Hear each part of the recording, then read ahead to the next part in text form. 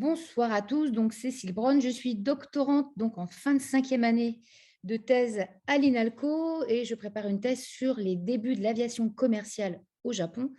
Donc ça couvre la période 1920-1940, je m'arrête en 1941 puisqu'en 1941 tous les avions civils vont être réquisitionnés au Japon et donc ma période s'arrête à ce moment-là.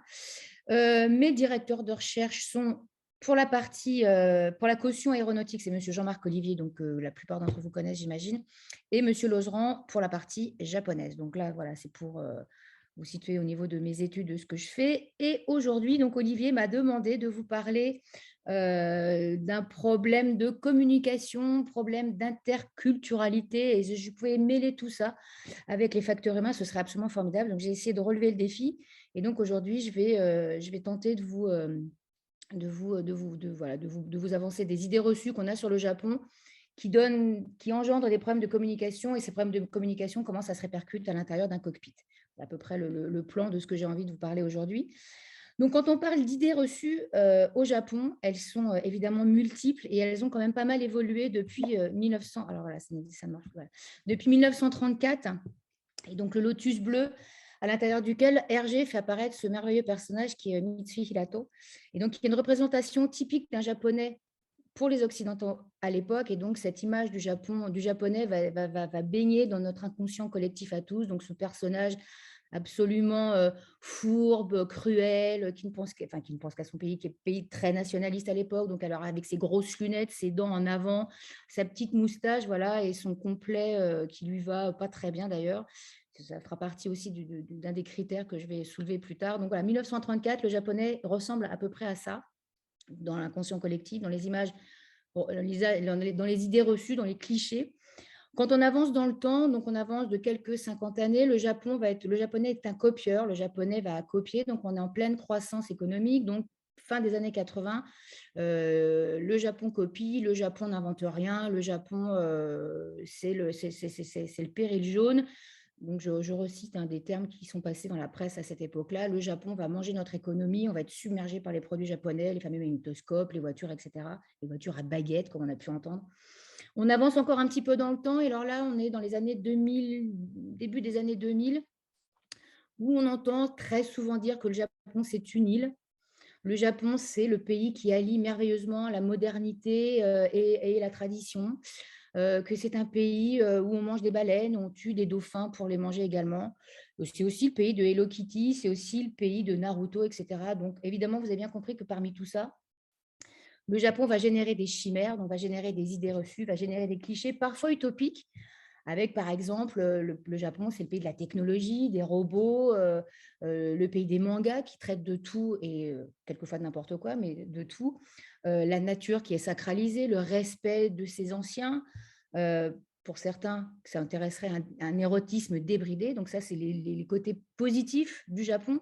Et puis, il va y avoir les côtés dystopiques avec Hiroshima, Fukushima, avec les heures qu'on perd dans les transports, le japonais qui se tue au travail avec le phénomène de karoshi, que vous connaissez peut-être, les phénomènes de la cruauté du japonais, avec les relents de nationalisme qui ont existé pendant les années 30. Donc tout ça fait partie d'une espèce d'image d'Épinal qu'on a dans la tête en parlant des Japonais.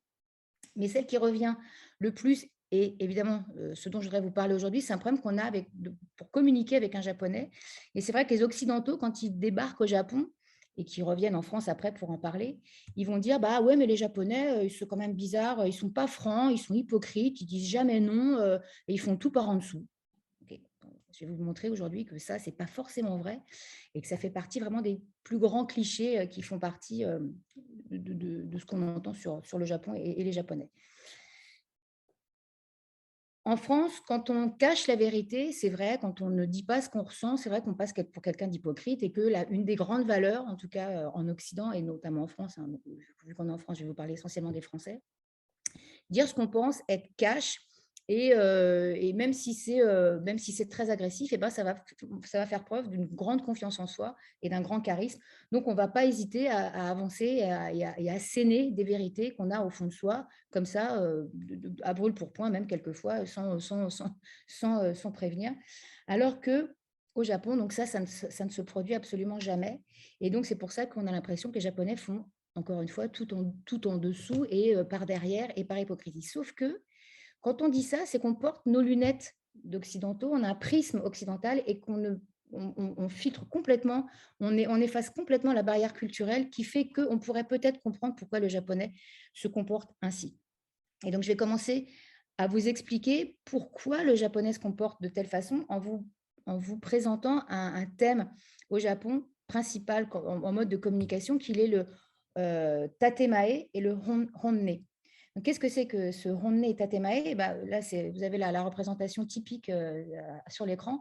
C'est-à-dire qu'en face, on va vous sourire et que par derrière, en fait, la personne va bouillir et ne va pas forcément être d'accord. Qu'est-ce que ça veut dire que le honne? Donc, c'est composé de 2 caractères. Hon, le premier qui est la vérité, la racine, et hene, le son. Le honne, c'est ce qu'on a au fond de soi. C'est les sentiments qu'on a au fond de soi, c'est ce qu'on garde au fond de soi, et c'est la réalité de tout un chacun. À l'opposé, le tatemae, donc qui est composé encore une fois de 2 caractères. Donc, tate, construire, et mae, le deuxième, devant. C'est ce qu'on va montrer en apparence. C'est la façade et c'est ce qu'on va dire en public. Au Japon, en société, peut-être que vous l'avez déjà entendu, on évite de faire perdre la face à l'étranger, on évite de le mettre son interlocuteur dans une position délicate, on évite de faire des vagues et on évite de faire du bruit et on essaye que tout soit le plus lisse possible pour éviter d'entrer dans les conflits, d'entrer dans des discussions complètement improbables et qui vont monter le ton. Et au Japon, on ne monte pas le ton et on essaie d'être le plus consensuel possible. Ça fait partie de leur culture. Savoir manier donc ce concept de honne et tatemae, c'est une vertu au Japon et c'est donc important d'adopter le prisme japonais, de mettre des loupes japonaises pour bien comprendre ce qui se passe à l'intérieur de la société. Si on ne tient pas compte de ce duo honne-tatemae, eh ben, en fait, on va briser l'unité d'un groupe, on va briser l'unité d'une société. Et à grande échelle, ce groupe, cette société, en fait, c'est le Japon. Donc, briser l'unité du Japon, et ben, en fait, ça fait que tout va être bancal et que rien ne va aller comme de soi. Alors qu'au Japon, pour ceux qui y sont peut-être allés, vous savez qu'on respecte les règles, on reste tout à la lettre sans dévier d'un iota. En France, on aime le débat, on aime la discussion, on aime la polémique. Je fais référence à une vieille émission qui date des années 80-90. Par exemple, Droit de réponse, pour moi, c'est vraiment c'est l'apogée de ce genre d'émission où alors tout le monde criait et tout le monde disait son point de vue. Et c'est celui qui parlait le plus fort en général qui avait le dernier mot. Au Japon, bien sûr qu'il y a des émissions polémiques au Japon et les gens expriment leurs sentiments, bien entendu, mais dans une société normale, dans une conversation normale, dans un rapport humain lambda, il n'y aura pas de discussion qui ira avec un ton plus haut que l'autre. On respecte la hiérarchie et ça, c'est aussi évidemment très important au Japon.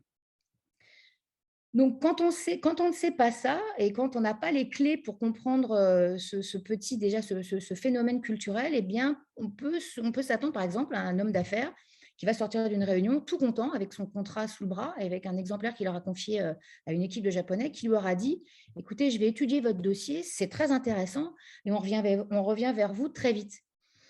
Le français ou l'occidental va comprendre ça comme quelque chose de très positif en se disant: bah, c'est bon, ça y est, c'est presque fait, il n'y a plus qu'à signer 2-3 trucs et c'est dans la poche. Sauf que on va étudier ça de très près et on revient vers vous très vite, en fait, c'est un non qui n'est pas un non. C'est en fait, la personne le japonais vous a en fait dit que oui, que c'était intéressant effectivement, mais qu'il n'y aura il y aura pas de suite. Pour comprendre aussi grammaticalement, la négation brute non en langue japonaise courante, c'est très, très rare. C'est quasiment introuvable. C'est-à-dire, sauf exemple extrême, est-ce que c'est bleu? Non, c'est rouge. Bon, évidemment, le non sera exprimé. Mais un non catégorique, non, je ne veux pas venir, non, ça ne me fait pas plaisir, non, je n'ai pas envie, que nous, ça ne nous pose aucun problème. Au Japon, vous n'entendrez jamais quelque chose d'aussi catégorique. Vous entendrez plutôt quelque chose comme je vais y penser. Oh, je vais réfléchir. Oui, peut-être la semaine prochaine, on va prendre rendez-vous. Donc, tout ça, en fait, ce sont des noms déguisés. Donc, encore une fois, culturellement parlant, si vous n'avez pas cette clé, vous ne pouvez pas comprendre qu'on vous a dit un nom déguisé. Et on prend ça pour de l'hypocrisie, nous, parce que c'est pas franc. Mais c'est encore une fois, n'oubliez pas le prisme culturel qui n'est pas le même. Bien évidemment, les Japonais, c'est pas des surhommes, hein, évidemment, ils encaissent, ils encaissent toute la journée, donc au niveau du chef qui va lui asséner des choses qu'il ne va pas forcément accepter, mais qui va être obligé de le faire.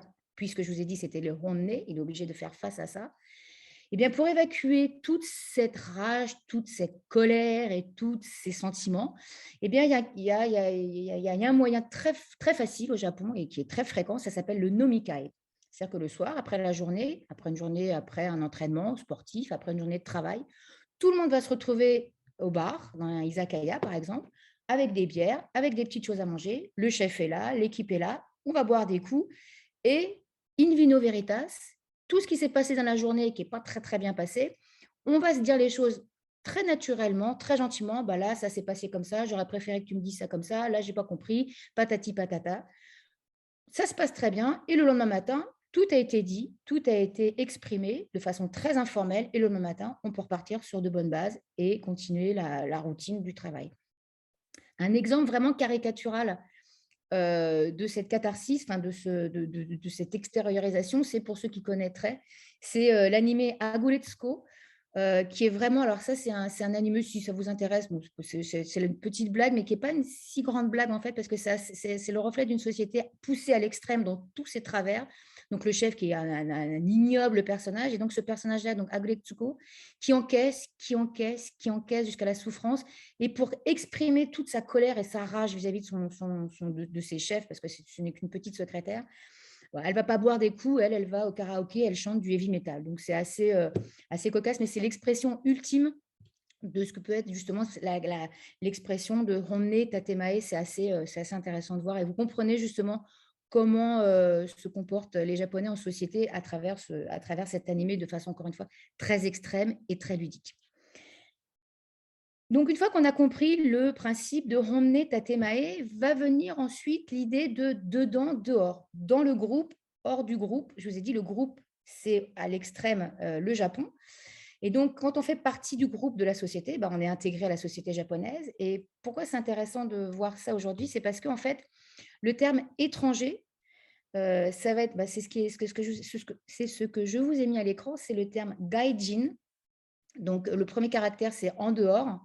Et le second, c'est la personne. Donc, une personne qui est en dehors du groupe, c'est une personne qui est étrangère. Et donc, un étranger, qu'il soit français, américain ou n'importe quelle autre nationalité, il a beau parler le plus merveilleux des Japonais, en mettant toutes les nuances de modestie, d'humilité, de respect, etc. Toute sa vie, il ne restera qu'un gaijin, puisqu'il ne fait pas partie intrinsèquement du peuple, du groupe japonais. Donc ça aussi, c'est très important de comprendre cette notion-là pour appréhender cette notion de dedans-dehors, façade, caché, etc. Ça fait partie, au niveau de la communication, c'est très important. Quand vous faites partie d'une société, vous êtes fidèle à cette société. Donc tout ce que je vous dis là, je vais le reprendre dans quelques instants dans mon cockpit avec les pilotes. Dernier point culturel qui est très important et qui est aussi à double face, c'est ce qu'on appelle le omote et le ura, le en façade et le caché, encore une fois. Et ça, c'est, alors je suis désolée, la carte, elle est un petit peu floue, mais bon. Donc, ça va s'adresser, ça va désigner deux facettes particulières du Japon, de l'île du Japon, enfin de l'archipel du Japon. Donc, omote nihon, c'est ce qui va être sur la façade est, ici, côté Pacifique, c'est tout ce qui va être visible. Ça va être la côte où il va y avoir les plus grosses villes japonaises, les ports les plus industrialisés. C'est là où vont se faire le plus gros du commerce à l'international du Japon, ce qui est à peu près compréhensible puisque c'est de là où vont partir les flux maritimes. Donc ça, c'est le Omote Nihon versus le Ura Nihon qui va être sur la côte ouest, ici, face à la Corée et à la Chine, et qui va être le Japon plus caché, le Japon où vont se développer en majorité l'artisanat et les villes de moins grande importance. Donc cette expression Omote Nihon, Ura Nihon, ça a été, c'est apparu à la fin du 19e siècle par un géographe japonais qui s'appelle Shohei Yase et qui donc désignait ce côté biface du Japon, ce côté bicéphale du Japon. Et donc, c'était très, très utilisé dans les années 60, au moment de la croissance économique du Japon, jusqu'à la fin des années 90, où là, on est complètement de la bulle économique. Je ne vais pas vous faire de cours d'économie aujourd'hui, bien entendu. Et donc, début des années 2000, vu que la bulle a éclaté et que l'économie est un petit peu redescendue, on va plus mettre en rapport le côté mégalopole versus le côté un peu plus périphérique du Japon. Donc, au niveau non communication, voilà, si vous avez bien tout ça en tête, ces histoires de honne, tatemae, uchi dedans, soto dehors, ura nihon, omote nihon, Japon caché, le Japon de façade, vous allez mieux comprendre pourquoi le Japon et le japonais surtout va respecter les règles, être dans les clous, ne pas faire de vagues et être au maximum en accord avec son interlocuteur. C'est notamment vrai quand vous avez affaire à des relations dans la vie de tous les jours avec tout ce qui est prestataire de services. En face de vous, un vendeur ne vous jamais, vous serez toujours bien accueilli. Et puis même si, même si le produit n'existe pas à l'intérieur de la boutique, on vous fera comprendre par un biais ou par un autre que voilà, on ne vous dira jamais non. Donc c'est à vous, en tant qu'étranger, d'avoir le code pour décrypter le nom qui est caché sous un grand sourire et un oh, peut-être je vais chercher, mais en fait, ce qui n'existe pas. Donc, afin d'éviter des désillusions et des contrariétés et des fausses interprétations surtout, n'oubliez pas voilà, de bien mettre vos lunettes japonaises pour comprendre la culture du Japon. Dans un deuxième temps, maintenant, j'aimerais vous faire passer de l'autre côté du miroir, telle Alice, et puis de voir comment les Japonais nous perçoivent, parce que c'est aussi intéressant, donc de voir comment nous, on critique, on visualise les Japonais avec la version image d'Épinal, ils sont comme ci, ils sont comme ça. Nous aussi, on a notre petit costume de Français taillé par les Japonais. Et donc, pour ça, je me suis appuyée sur l'expérience de Jocelyne Souriceau, qui est docteur en sciences du langage et qui a enseigné plusieurs années au Japon. Et donc, qui va donc, je reprendrai ses travaux pour vous montrer comment elle a fait une étude, donc comment les Japonais percevaient les étrangers et plus précisément les Français, puisque c'est ça qui nous intéresse aujourd'hui. Je vais vous faire un rapide retour historique pour savoir comment historiquement on est perçu au Japon. Donc, pour le faire très, très rapide, donc du 14e au 19e siècle, donc période d'Edo, la France est quasiment inconnue au Japon, à part, à la fin de la période, Napoléon, qui est connu en tant que personnage plus ou moins mythique, un militaire qui aurait fait des trucs assez incroyables par là en Occident, et Paris, qui serait la plus belle ville du monde. Voilà, donc ça, c'est les échos que les Japonais ont de la France à la fin de la période d'Edo. Donc, la fin de la période d'Edo, donc je vous ai dit, Edo, c'est 1333-1868. Donc, à la fin de la période, la France est perçue comme ça. Et puis, les premiers vrais contacts avec les Français vont avoir lieu en 1858 avec la signature d'un traité de paix, de commerce et d'amitié. 1968, donc 10 ans plus tard, le Japon va s'ouvrir à l'Occident et va commencer sa modernisation et le rattrapage du retard dans plein de domaines que le Japon va entamer donc à cette période-là. Donc, c'est la période Meiji, 1868 jusqu'en 1912. Voilà, les Japonais vont adopter la mode occidentale, française notamment. Donc ici, voilà, pareil, un exemple le plus visible de ce qui était visible à l'époque. Mais les Japonais s'intéressent à tout ce qui se passe donc en Occident et vont piocher les meilleurs domaines par pays. Donc nous, ce qui va les intéresser très fortement à la fin du 19e, c'est le domaine chimique et le domaine juridique. La preuve en est que leur première constitution est largement inspirée du Code Napoléon, si ce n'est pour certains articles qui ont carrément été copiés, je crois. Enfin, je crois pas, je suis quasiment sûre. Et au début du XXe siècle, les Japonais vont faire appel aux Français, qui étaient quand même les pionniers en la matière, pour mettre sur pied un secteur aéronautique avec l'envoi de missions militaires aériennes, notamment la mission Fort dans les années 1910.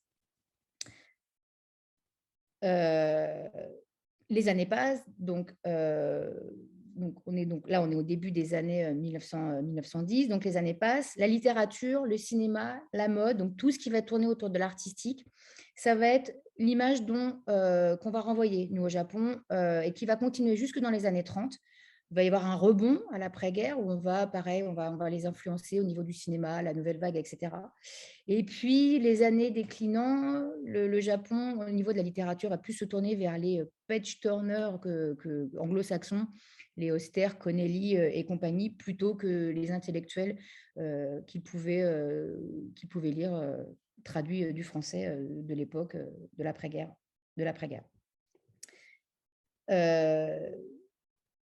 Venons maintenant à Jocelyne Souriceau, donc, qui a fait une enquête de comment les Japonais percevaient les Occidentaux, et donc plus particulièrement les Français. Mais ce qu'il faut voir, c'est que quand on parle de la France aux Japonais, ils font la distinction entre le pays, les entreprises et les personnes. Donc, au niveau du pays, on est le pays de l'art, on est le pays de la gastronomie, le pays du raffinement, le pays où on a des très beaux paysages, des monuments absolument magnifiques. Et là où le bas va commencer à blesser, c'est qu'au niveau de la communication et au niveau de l'accueil, on n'est pas très, très bon, pas très bien noté, mais là où je mettrais un petit bémol à l'étude de madame Souriceau, c'est que je pense que les Japonais qui ont parlé des Français, sont tous allés, je pense, à Paris et pas forcément en province où, bien évidemment, le rapport est pas forcément le même. Donc voilà, c'est plus les Parisiens plutôt que les Français. Je m'avance un peu, mais je pense quand même pas trop. Un autre point, par contre, qui est assez intéressant de la part des Japonais, c'est de caractériser les pays et les habitants en leur donnant des qualificatifs. Par exemple, nous, les Français, on est créatifs et heureux. Les Anglais et les Allemands sont honnêtes, dignes de confiance, travailleurs, intelligents. Et les Américains, eux, parmi d'autres exemples, hein, les Américains sont flexibles et dynamiques. Alors bon, OK, on brille par notre créativité, mais alors on ne va pas briller, par exemple, pour notre honnêteté. Vous voyez? Donc c'est enfin, voilà, c'est la vengeance un peu, c'est les idées reçues que les Japonais ont sur nous. C'est ce que je vous ai énoncé, tout à l'heure, les images, les clichés que nous, on avait à l'égard des Japonais, bah, ils en ont, autant, vis-à-vis de nous, sauf que, heu, il y a Hisakata Nobutomo, qui est donc le directeur de Akenobo Break, disait, donc dit, je le cite: «Il ne faut pas dire que les Français n'aiment pas les Japonais, mais plutôt qu'ils ne les connaissent pas bien». Et je continuerai en disant que l'inverse est vrai aussi. On ne peut pas dire que les Japonais n'aiment pas les Français, mais juste qu'ils ne nous connaissent pas bien non plus. Finalement, tous ces clichés que l'on a, nous, à l'égard des Japonais et que les Japonais ont à l'égard de nous, est-ce que finalement, ce ne serait pas le résultat d'une mauvaise communication, d'une mauvaise connaissance de la culture et d'une mauvaise préemption de tout ce qui nous entoure les uns et les autres? Encore une fois, en chaussant les lunettes du pays, bah, peut-être qu'on pourra comprendre certains phénomènes et être à même de mieux comprendre et de mieux décrypter certains points qui nous paraissent complètement incroyables ou incompréhensibles. Et donc, dans le domaine de la communication, bien sûr, c'est important de savoir communiquer, de savoir décrypter des noms qui ne sont pas des faux, enfin, des noms qui sont des oui, mais en fait, c'est pas dit ouvertement. Mais s'il y a bien un domaine où la communication est reine, c'est bien à l'intérieur d'un cockpit, puisque vous savez très bien, pour vous qui, évidemment, nous tous qui étudions l'aéronautique et l'histoire aéronautique, c'est que dans un cockpit, s'il n'y a pas de communication, ça se résume, ça peut se finir la plupart du temps en crash ou en incident, voire grave, en accident.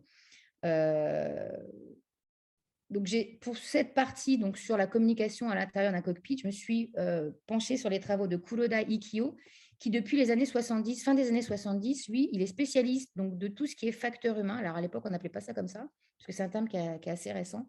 Mais donc, depuis les années, fin des années 70, il étudie justement le comportement d'un humain à l'intérieur d'une machine, donc vis-à-vis de la machine, et surtout, lui, ce qui l'intéressait, c'est vis-à-vis de l'humain qui est à côté de lui, donc le pilote, rapport pilote-copilote au Japon.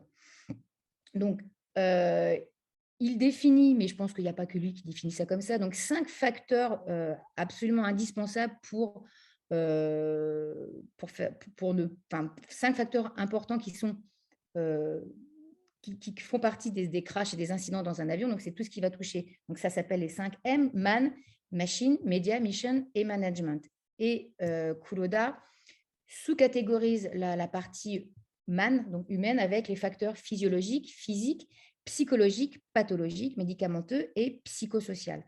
Donc, à partir du moment où une personne a des troubles psychologiques, pathologiques, etc., ce que je viens de vous dire, bah, ça va encore augmenter un peu plus le problème qu'il va y avoir de communication à l'intérieur du cockpit. Ça semble évident, mais c'est ce qui n'est, enfin, si on ne le dit pas, ce n'est pas forcément très, très facile.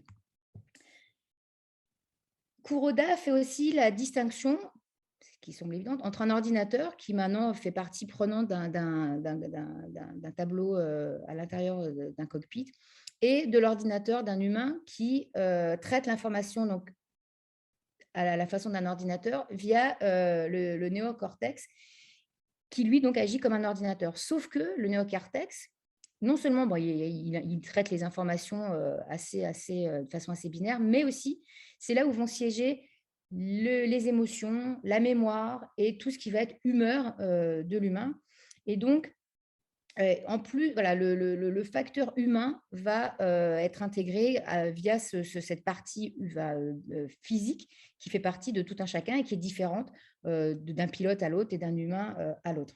Et donc, Kuroda a donc a donc caractérisé encore une fois, encore un peu plus au fond, euh, des phénomènes de comportement qui vont induire des erreurs et qui vont engendrer des soucis de communication, des soucis de manipulation des instruments et qui vont, si elles s'accumulent, engendrer des incidents à l'intérieur de l'avion. Donc, bon, il y en a tout un tas hein, d'exemples, mais je vous en ai sorti 5, dont les 2 premiers concernent typiquement les Japonais. Donc, c'est tout ce qui va tourner autour de l'impatience. Donc, l'impatience à bord d'un cockpit, c'est quand le pilote veut absolument que ça marche au doigt et à l'œil, que ça réponde du tac au tac et que tout fonctionne et que tout roule sans vague et sans problème. Donc, rappelez-vous tout à l'heure ce que j'ai dit avec le honne, le tatemae, il faut que tout roule, que tout soit dans les clous. Donc, même la machine elle-même, il faut qu'elle réponde à la demande du pilote. Et si ça ne va pas assez vite, bah, le pilote va s'énerver très, très vite. Kuroda dit que cette impatience est exacerbée chez les pilotes japonais parce qu'il veut que ça aille vite, que ça lui réponde du tac au tac et que ça avance comme il le veut. La deuxième caractéristique qui va influer les comportements à l'intérieur du cerveau d'une personne, c'est tout ce qui va tourner autour de l'honneur, de la fidélité, de la loyauté envers la société. Donc là, je vous rappelle encore une fois mon rondé, le rapport à la société, donc à la compagnie aérienne à laquelle sont rattachés le pilote, le copilote. Il est dit que l'avion doit atterrir à telle heure. Le pilote japonais fera, alors je schématise, hein, évidemment, ils ne vont pas tous être tête brûlée comme ça, mais la majorité du temps, selon Kuroda, quelle que soit la météo, quel que soit l'état de la piste, quels que soient les problèmes qu'il va rencontrer, le pilote doit se poser à l'heure à laquelle ça a été annoncé aux passagers qui sont derrière le cockpit. Donc, il fera tout pour se poser, quitte à ne pas respecter les consignes de sécurité et faire en sorte de poser sa machine. Un autre caractère, donc, ce qui ne va pas forcément qui va pas forcément concerner les Japonais, c'est tout ce qui va tourner autour de l'arrogance, de croire plus fort que la machine et de se dire de toute façon, j'ai déjà volé dans un orage, j'ai déjà volé à travers ce genre de nuages, ça ne pose pas de problème, j'y vais, j'y fonce. Et nombre d'accidents, celui qui me vient en tête là tout de suite, c'est le fils Kennedy qui a blessé, je crois, avait pris l'avion, il faisait presque nuit, il faisait pas beau, il a cru pouvoir faire le vol. Malheureusement, la machine était plus forte que lui, la météo aussi, donc ça s'est fini, comme tout le monde le sait, de façon tragique. Et donc, voilà, de se croire plus fort. Et voilà, et c'est la plupart du temps, ça se finit pas toujours bien. Un autre facteur aussi, donc c'est tout ce qui va tourner autour de la fatigue et la monotonie. Donc ça touche toutes les nationalités, c'est-à-dire que répétition des tâches, surveiller des tâches qui sont déjà automatisées par la machine à l'intérieur du cockpit, les fatigues dues au décalage horaire, tout ça va engendrer des endormissements au niveau du cerveau et donc des baisses de vigilance et donc des erreurs potentiellement importantes au niveau du vol. Et un dernier que j'ai voulu vous souligner, c'est tout ce qui va tourner autour de la colère et de la gestion de ses émotions. Rappelez-vous, ma petite Agoletsko, donc elle accumule, puis au bout d'un moment, bah, ça explose, elle n'en peut plus, et ça peut arriver au niveau d'un cockpit que bah, ça pète, et là, pour le coup, c'est vraiment pas bon. Gérer ses émotions, c'est très important, notamment, c'est encore plus important, je dirais, dans un cockpit que dans une autre fonction où c'est un peu moins crucial et vital, je dirais. Donc, gérer ses émotions, ça implique de centrer la sécurité sur l'humain et considérer donc et bien prendre en compte donc, tous ces aspects physiologiques, psychologiques et comportementaux. Donc, cette histoire de facteur humain s'est apparue dans les années 40 au sein de la British Royal Air Force, qui montrait que de nombreux accidents en fait, n'étaient pas forcément liés à des défaillances machines, bien que celles-ci existent, mais comme dans la majorité des cas, c'était plus à cause de défaillances humaines, manque de communication et manque d'interaction entre le pilote et le copilote. Donc, l'industrie aéronautique a réagi assez rapidement. Donc, l'aéronautique, en général, ce secteur-là a réagi assez vite en cas d'accident pour modifier les règles, comment ça s'appelle, tout ce qui est pré-vol, tout ce qui est pendant le vol, les situations à respecter, les commandes à faire en cas d'alerte, etc. Donc, la réaction du secteur aéronautique a été assez rapide et donc il y a plusieurs mesures qui ont été mises en avant pour optimiser l'interaction entre les humains, l'humain et la machine, les ordinateurs, entre d'ailleurs le schéma Shell dont on parle dans les formations fait référence à cela. Donc la manière d'appréhender la notion de facteur humain a évolué et on s'est mis à se concentrer donc de plus en plus sur le comportement des humains pour accentuer la sécurité et surtout assurer la sécurité pendant tout le vol. Donc que ce soit avant le décollage, au décollage, pendant le vol et au moment de l'atterrissage, bien évidemment. Les années 90 ont été l'avènement des entraînements bien spécifiques qui reprenaient le facteur humain, la relation à l'autre, la gestion de ses émotions. On se parle, on se comprend, tout ça. Donc, on met l'accent sur ça dans les équipes et au niveau de la communication. Et plusieurs définitions existent de ces facteurs humains. Je vous ai choisi celle qui est proposée par l'Institut aéronautique japonais, qui dit ceci. Donc, les facteurs humains c'est un ensemble de connaissances sur les capacités humaines, les limites, les caractéristiques nécessaires pour que les machines et les systèmes informatiques fonctionnent de manière sûre et efficace. Donc, les humains, c'est bien entendu les deux pilotes, copilotes, c'est évidemment les PNC, c'est évidemment les gens qui sont au sol, qui communiquent avec les pilotes, c'est aussi les gens qui s'occupent de la maintenance, c'est évidemment les gens qui font les logiciels et qui font les modifications des logiciels, le cas échéant, s'il y a quelque chose qui ne se passe pas bien ou qui n'est pas bien compris par les pilotes à un instant T, etc. etc. Pour donc mettre l'accent et mettre en perspective donc, ces histoires de communication, je vous ai pris 2 exemples d'accidents japonais, donc aériens. Donc en 82, à Haneda, au moment de l'atterrissage, l'avion s'est écrasé. Donc, s'est écrasé au moment de l'atterrissage. On s'est rendu compte que le commandant de bord donc c'est en 82, donc de 80 à 82, le commandant de bord avait été en arrêt maladie pour maladie psychiatrique. Et il avait été remis sur son siège de pilote sans prévenir qui que ce soit. On l'avait remis sur son siège. Sauf qu'il n'a pas su gérer une crise, visiblement, au moment de l'atterrissage. Et ça s'est fini par un accident tragique. Et en 94, à Nagoya, pareil, erreur de pilotage due à, semble-t-il, une erreur de communication entre le pilote et le copilote. Le copilote étant plus jeune que le pilote, n'a pas osé communiquer quelque chose à son supérieur et donc l'avion a fini par s'écraser. Donc, depuis les années 70, donc, il y a une formation au facteur humain qui s'appelle la Crew Resource Management, le CRM, qui est mis en place à travers le monde. Et donc, en 1986, ça a été imposé à toutes les compagnies aériennes japonaises. Donc, le gouvernement japonais, donc ça c'est un petit schéma que j'ai repris du ministère des Transports japonais qui vous indique que voilà, entre 2006 et 2015, sur 126 accidents d'avion, dramatiques ou pas, enfin 126 incidents d'avion, 67% étaient dus à des problèmes de communication, à des facteurs humains. Donc, avant de conclure, j'ai eu la chance de pouvoir interroger un instructeur de pilotes qui forme des pilotes à l'international. Et donc, je lui ai demandé si, de son point de vue, cette personne est française, si de son point de vue, il avait vu donc des comportements différents entre ces équipages qu'il formait donc japonais et les équipages français, américains, etc. Sachant que les équipages binationaux n'existent pas au niveau de la formation en tout cas, donc c'est des équipages qui ne sont que japonais ou que français ou que n'importe quelle autre nationalité. Et donc, évidemment, il existe des différences. Il m'a ri au nez en me disant, évidemment qu'il y a des différences. Et notamment, ce qui l'a beaucoup marqué, c'était donc à chaque fois je parlerai des équipages japonais, c'était le respect de la parole de l'instructeur qui n'était jamais remis en cause.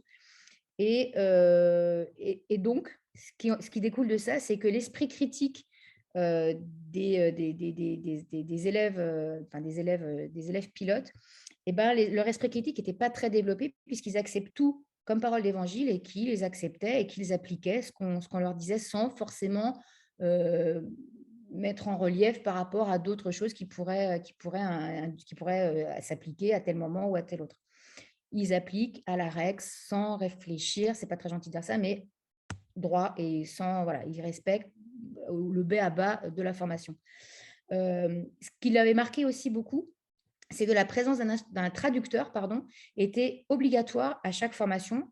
Donc la formation se fait en anglais, langue internationale évidemment, mais un traducteur était présent systématiquement pour bien traduire, pour être sûr que le message passe bien, pour être sûr que les deux élèves, enfin que les élèves, les élèves pilotes, aient bien compris la consigne et bien compris ce que ça produisait comme au niveau du vol, etc. Donc ça, c'était aussi quelque chose qui avait marqué l'instructeur.